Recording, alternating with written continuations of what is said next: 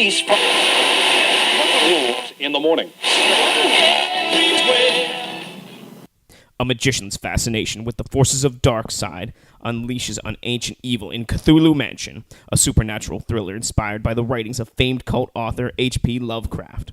When a gang of fugitive teenagers looking for a hideout break into the foreboding estate of a carnival illusionist, they unwittingly set free a long-buried demonic spirit from deep within the aging mansion, feeding on fear, the satanic primal forces of Cthulhu. The devil's foot soldiers now stalk the hallways in search of vengeance. And as the inhabitants of the house begin to disappear in a series of gruesome attacks, the terror escalates to a frenzied pitch until the survivors are left begging, not for their lives, but for their deaths. I'm Corey. And I'm Paul. And we are the B-Movie Bros. Here, review B-movies to the best of our ability. Sometimes we get off topic, but randomness is a gift. This week, as we finish out February and our Lovecraft Month, we are taking a look at the 1992 film Cthulhu Mansion. It says right here, from the imagination of H.P. Lovecraft. Ooh, you heard what the back of the VHS box had to say. Now let's dive right into this shit with our technical difficulties, top and bottom three. Let's see. Let's start with the top. Let's see what good we can find out of Cthulhu Mansion. Well, I say for me, number three, some of the deaths are actually pretty cool. You know, there's a character that gets eaten by a demon that's inside a fridge, although it didn't, yell Zool or anything cool when it ate her. There is a guy who drowned in a shower of blood. And there was another person who was eaten or absorbed by a bunch of vines. I don't exactly know what happened there, but it was kind of neat. Number two, the acting in this movie is so bad, I'm pretty sure cheese was actually oozing through the TV screen like the little girl from The Ring. Like, it was so bad it made me smile. It was hilariously bad. It was definitely not good. Number one, throughout this entire movie, Cthulhu is just rammed down your throat. Everywhere you look, like the gate for the fucking mansion, it says Cthulhu. The guy's book says Cthulhu. I'm pretty sure like some guy had a Cthulhu tattoo the whole movie. I don't know. But just everywhere you look, it just Cthulhu. Cthulhu itself is just rammed down your fucking throat. It's like, oh, did you forget this movie is about Cthulhu because there's nothing Cthulhu related happening? Well, guess what? Cthulhu, motherfucker, Cthulhu. Yeah, they just had to keep reminding you that this is based off an H.P. Lovecraft story. How? We don't know, but let's throw out the word Cthulhu constantly. So, I mean, that just added up to the cheese factor for me. Like, I loved it. Like, it was like, this movie knows it's so bad and that it has nothing to do with this, so we're just going to use this word over and over to make it sound like we do. No one will see this movie unless we constantly use the name Cthulhu. All right, for the top three, I've got number three. The plot of this movie was, well, it was basically just a typical haunted house film, but, for a haunted house movie, it had some unique aspects, I guess. Number two, the terrible dialogue and poor acting was just so endearing. It was funny so unintentionally, and I enjoyed it. And number one, there were two deaths in this that I really enjoyed. One, this woman gets killed by some monster in a refrigerator and just, drags her into the fridge. And the other one, a guy drowns in a shower of blood. And it was just awesome. I enjoyed both of those. And the drowning in the shower of blood, it's not just like the blood rain shower on him. Like, it's one of those fucking airtight showers that the door closes. And it actually, slowly fills up with blood until it covers him completely. And he drowns. So it's actually a neat little effect. Yeah, ignoring the fact that the blood really looked like red Kool-Aid, it was kind of cool. I mean, that's how I would want to go out, drowning in a shower of red Kool-Aid. I mean... Definitely worse ways to go. Exactly. Now let's get on to the bottom. What was bad here? A lot. What was bad? What wasn't bad is the better question. For me, number three. Why is the character Fat Man in this movie?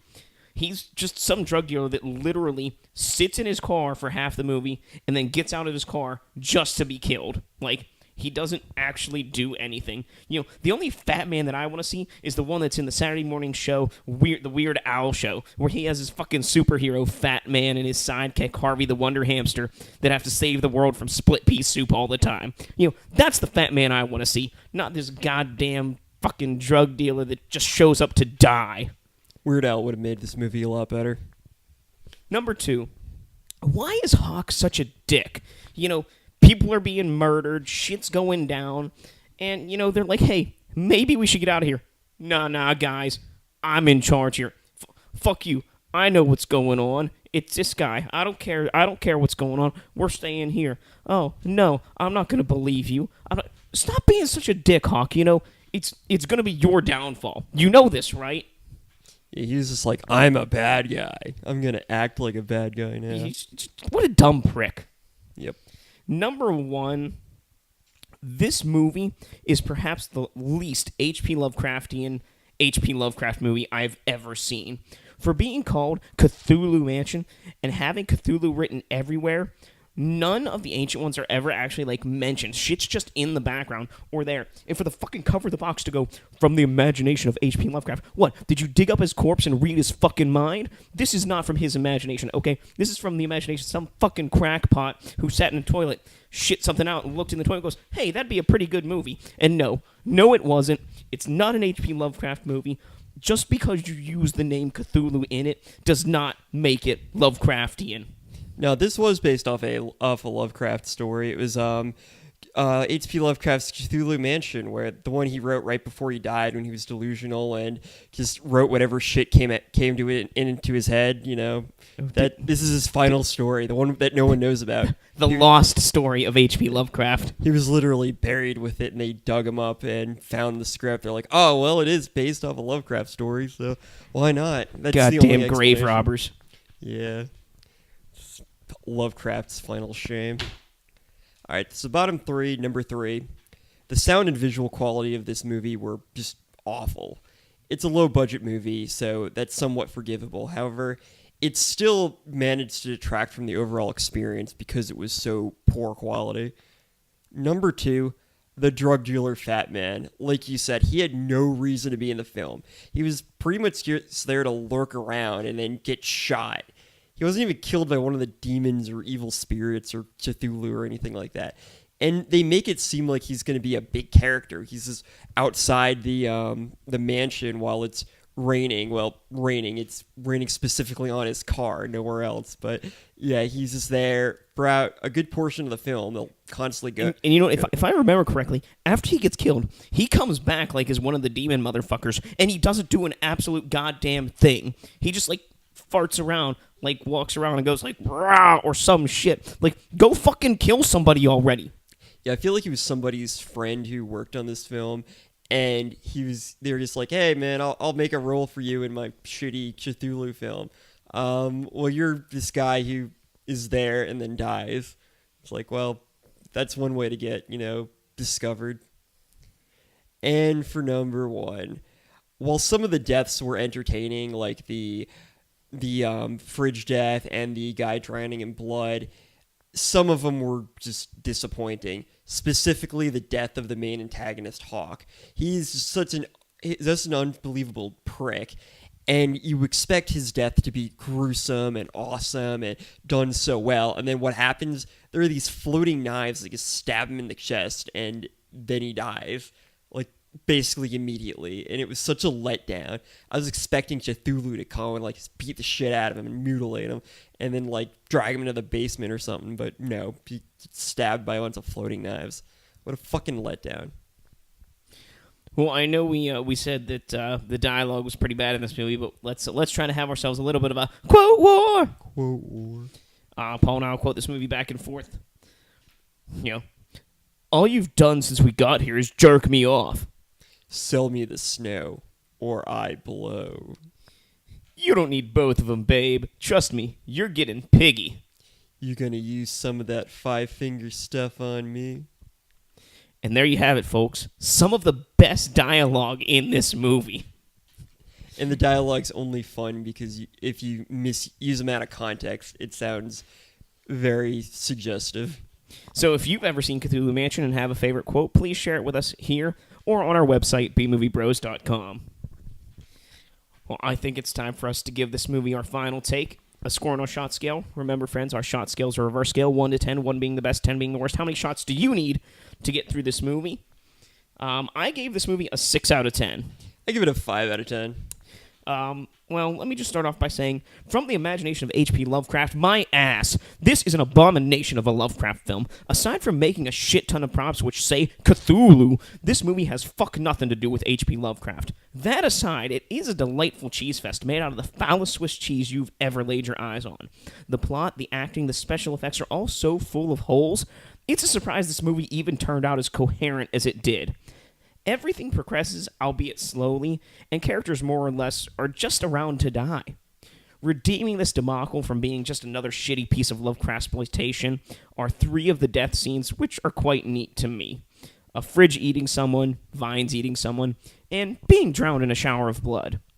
This is really just a movie for true B-movie fans, and not one that I'd recommend if you're looking for some Lovecraftian fare. Cthulhu Mansion barely counts as an adaptation to a Lovecraft story, and seems more like a typical haunted house film. The low budget of the film gives it both the charm and the downsides of being a B-movie.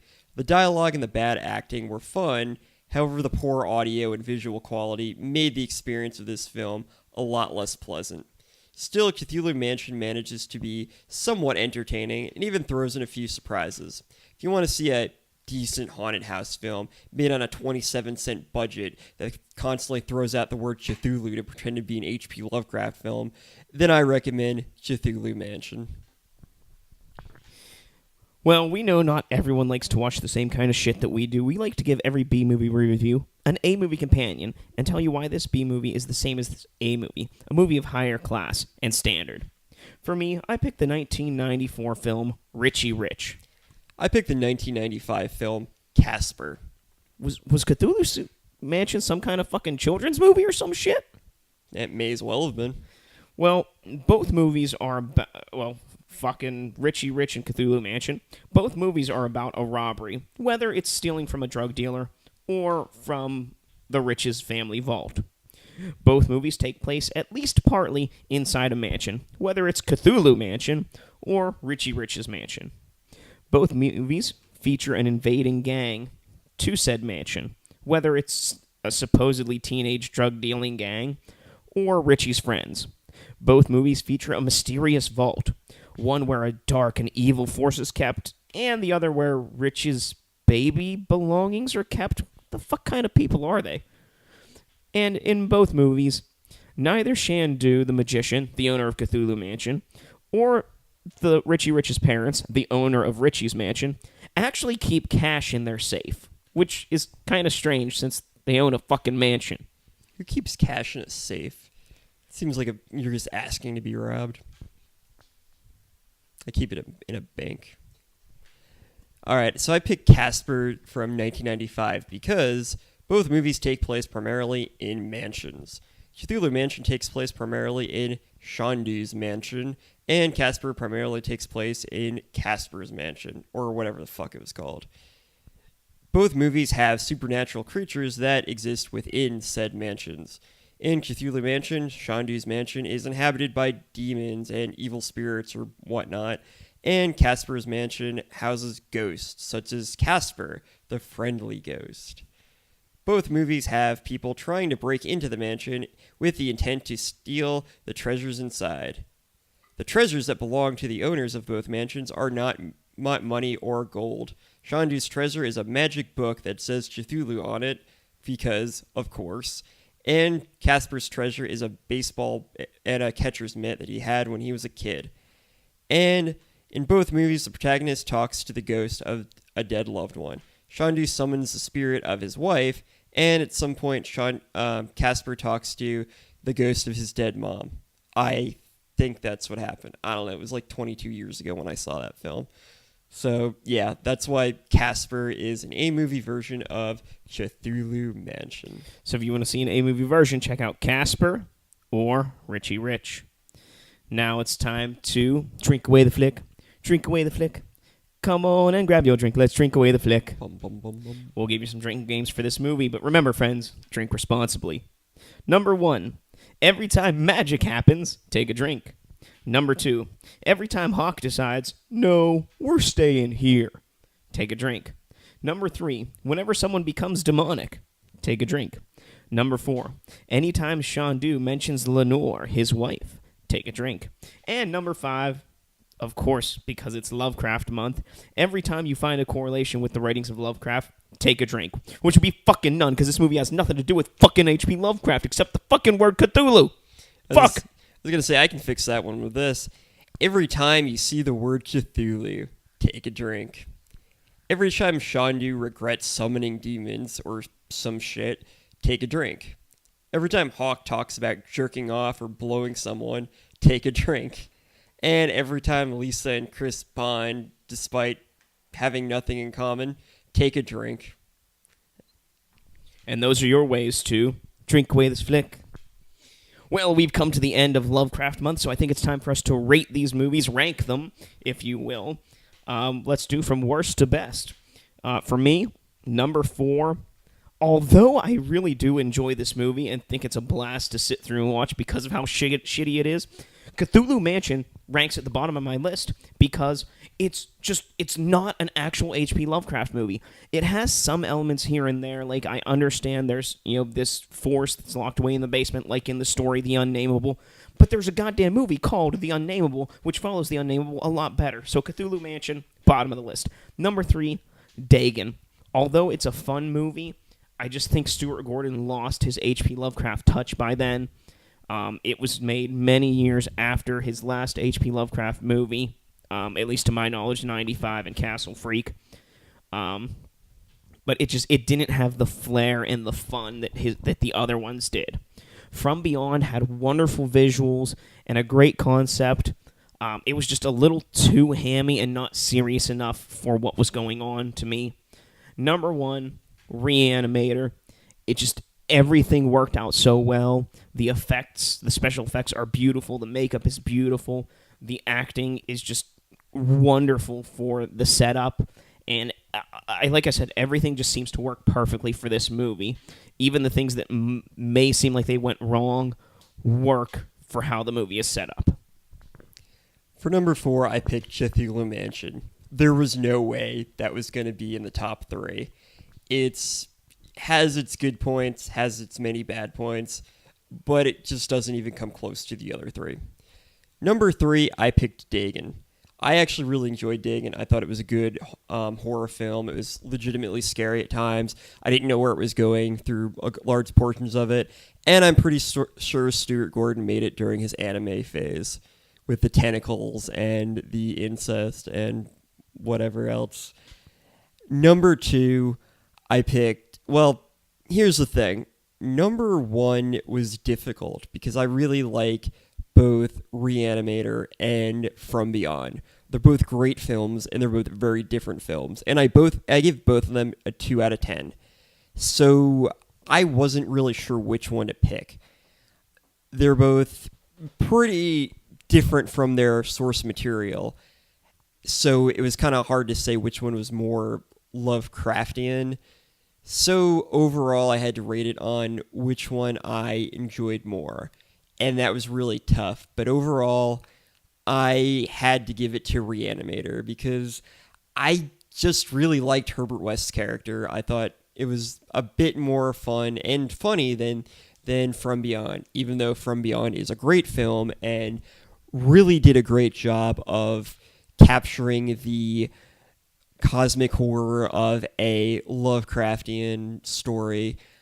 Reanimator was just a lot of fun. I thought it did a great job with kind of being unique for what's essentially a zombie film.